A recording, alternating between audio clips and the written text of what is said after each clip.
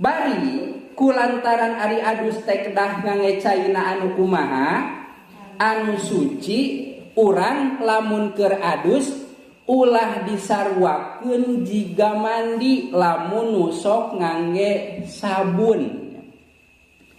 Mandi sabun angke luhur nama tiris keneh gigirna we heula disabun heula nya geus muyut tuh ayeuna ti luhur disakalikeun ta eta teh dimungkinkeun bisi nya sanajan pada akhirna mah anger baraseuh nya seep ka handap ngan bisi kumahan teh aya sabun anu masih keneh nyangsang sahingga caina pacampur jeung sabun sanajan aya nu nyebatkeun bahwa sabun teh tengah halangan kana mutlak cai. Tapi secara umum bahwa cai anu kacampuran sabun ngaranna ge pindah jadi naon? Jadi cai sabun kulantaran geus beda ngaran atuh cai eta geus teu mutlak deui. Kan lamun cai tina keran mah di wadahan ieu naon? Cai keran pindahkeun kana teko jadi cai teko. Oh berarti eta mah kabawa ngaran mutlak. Ngan ari cai sabun, cai make sabun. Ieu cai naon? Cai sabun. Pindahkeun kana ember, cai naon? Cai sabun. Oh berarti cai sabun ya kana emberkeun dianger cai sabun mah. Cai sabun dina ember. Tadi cai sabun dina panyiuk, lamun dina panyiuk teh mah tah. Walatrakeun we heula nyamun adus teh. Gur walatra geus walatra kabeh geus digosok-gosok kakara urang ngangge sabun. Berarti ibak mah sabada adus. Sanajan ari ibak teh bahasa Arabna teh adusnya. Ngan urang mah beda kan. Aya mandi urang mah aya adus padahal sami praktekna mah ari mandi mah bahasa Indonesia, ibak bahasa Sunda, ari adus ge bahasa naon? Bahasa Sunda. Ngan adus mah di urang mah adus mah sok dibedakeun nya. Tas adus berarti dina pikiran orang teh langsung lamun lain tas head berarti tas jima itu pentingna tah. Ari adus mah kitu nya. Oh lamun dibahasakeun nya tas naon tas adus pasti langsung mikir moal nyebut tas di sawah moal lamun dibahasakeun tas adus mah di urang ieu mah nya. Ngan dina buktina mah adus jeung mandi ge sami-sami keneh. Cara di urang mah dibedakeun supaya naon? Supaya gampang sae eta oge nya teu aya larangan. Salajengna nomor kalima watak dimulyumna min sikoihi alal yusro. Nomor kalima adus teh sunat ngatuhu. Sunat nu katuhu heula ceuk urang mah ribetnya ceuk urang ieu mah ya. Ayeuna geranya amun adus leheung-leheung lamun ku shower nya terang shower tah nu ti luhur ning aya mancur nya meureun bisa dikieukeun nu katuhu heula parat nepi ka handap tuluy nu kenca. Cik ari ku panyiu kadang mah urang nyekel panyiu ku mana? Ku katuhu dibanyurkeun ka nu mana? Ka nu kenca nya. Padahal sunat nama nu mana heula? Nu katuhu heula. Berarti urang nyekelna kudu nu mana atuh? Nu kenca. Jadi butut nyekel panyiukna atuh aya namanya ari nu kenca. Lamun kieu babarin teu nyiuk ku nu katuhu banjurkeun ka nu katuhu. Babari ngan teu biasa nya. Aya tawa nu biasa nyiuk ku katuhu diawurkeun ka nu katuhu aya nu biasa gitu. Oh, aya anu biasakeun nya aya nu biasa. Nah, engkewe nya praktekeun pas ibak kira-kira lamun urang ibak nyiuk ieu nyiuk nu katuhu cik dibanjurkeun kana mana? Oh, sok kana katuhu kieu berarti plek. Geun nya. Kewe praktekeun ku masing-masing lamun ibak nyiuk nu katuhu cik dibanjurkeun rek nu beulah mana ieu? Tangke we nya jawabanna eta mah keun we teh ngajawab ayeuna ge. Tah sunat mah nu katuhu heula ngaheulakeun anu katuhu alal yusra manderikeun anu kenca. Berarti nu katuhu heula tuluy anu kenca. wa baqiya min sunanil gusli umurun mazkuratun fil mabsutoti. Anu dicarioskeun di dieu mah dina kitab ieu pasunatan wudu teh ngan 5 anu padahal saleresna wa baqiya masih keneh aya pasunatan wudu teh ngan dicarioskeunana dina kitab anu panjang babaranana di dieu mah fil mabsutoti. Ari mabsutot teh kitab anu leuwih kandel daripada ieu. Masih keneh aya pasunatan teh naon di antarana dipasihan bocoran di dieu minha at-taslisu di antawisna teh sunat nilu kalikeun. Nilu kalikeun teh sabada naon sabada walatra. Henteu kieu nya dina adus mah nilu kalikeun teh sirah 1 2 3 tuluy leungeun 1 2 3. Maksudna pertama sing walatra heula sakali banyur deui 2 kali banyur deui 3 kali tah kasunatanana sapertoskeun kitu. Di mana cenah nu sae ti luhur heula atawa ti handap heula? Ti luhur heula atawa ti handap heula? Lamun ningali kana medis nya sae ti handap heula mapai ka luhur.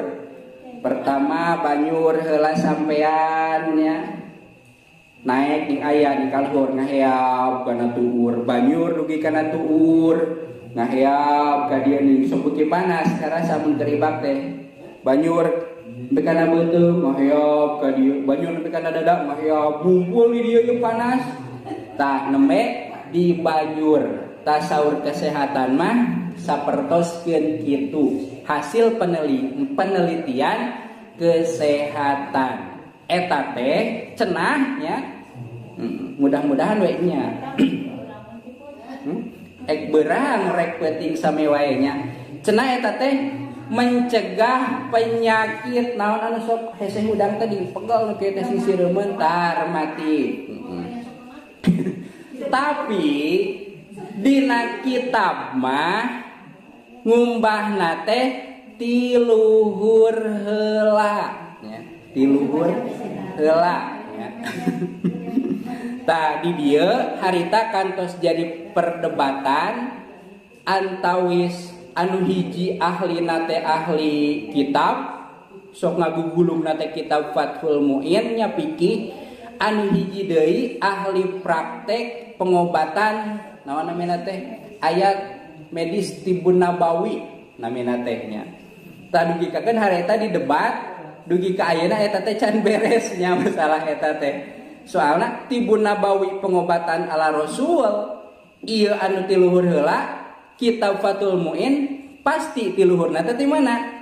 Tina hadis, tina Quran bahkan mungkin ti Kangjeng Rasul sami tah mantak dugi ka ayeuna eta teh teu acan beres. Intina duanana oge aya positifna aya saena. Kumaha we lah enakeunana bade ti luhur heula. Mangga bade ti handap heula mangga.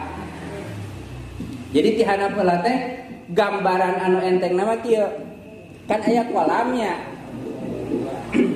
atawa di urang mah di balong we nya teh naon kan lamun nicak ka balong nih mimiti sakieu beuki luhur kan celep we teh eta teh si panas teh kadorong ti handap teh ka luhur sehingga pendapat eta lamun ti luhur heula panas nu rek kaluar teh katahan. Tah kitu efekna teh cenah nya. Ari cenah mah da beja, ari beja mah bisa bener, bisa henteu nya. Teu kudu dipercaya eta mah.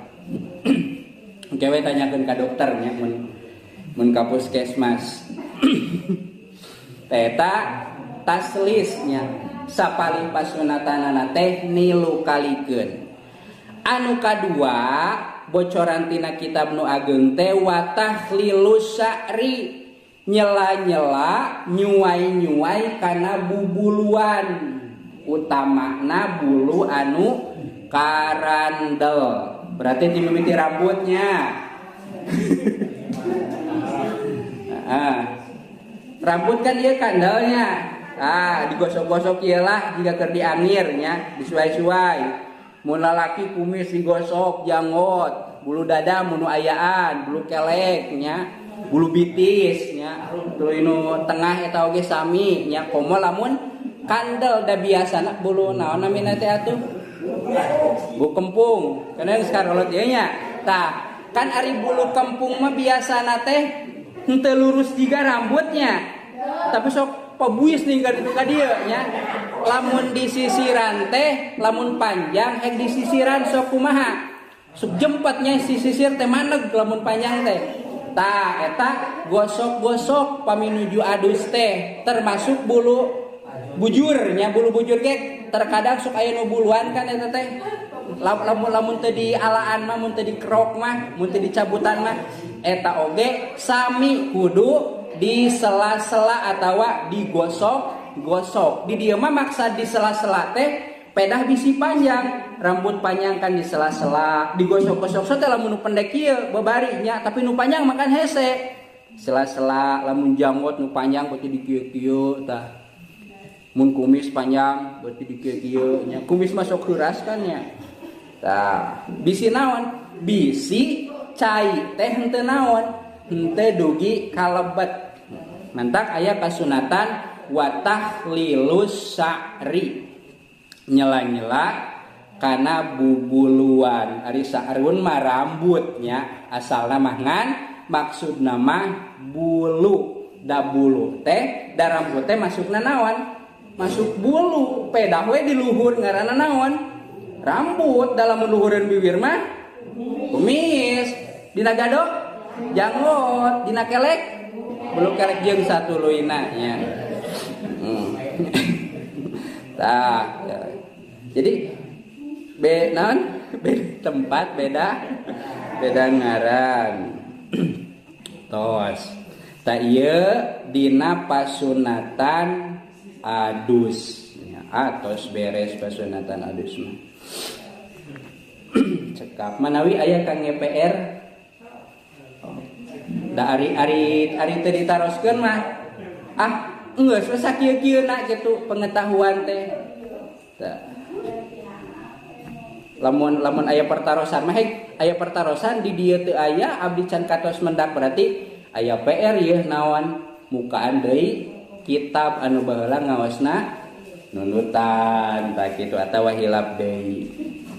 Cekap pangaosan mah ieu nya pasunatan wudu simpulkeun heula atuh bari nyiapkeun pertarosan bahwa pasunatan wudu teh aya 5. Hiji maca bismillah, nu kadua wudu dina samemeh adus, nomor katilu ngagosok-gosok ku panangan, diliwatkeun nomor kaopat tuluy-tuluy, tengah ngejeda nomor kalima nangaheulakeun anu katuhu. Ditambih pasunatan tina kitab anu ageng diantawisna nilu kalian ngumbahan adus sareng nyela-nyela bubuluan atau rambut. Atau saya pertarosan.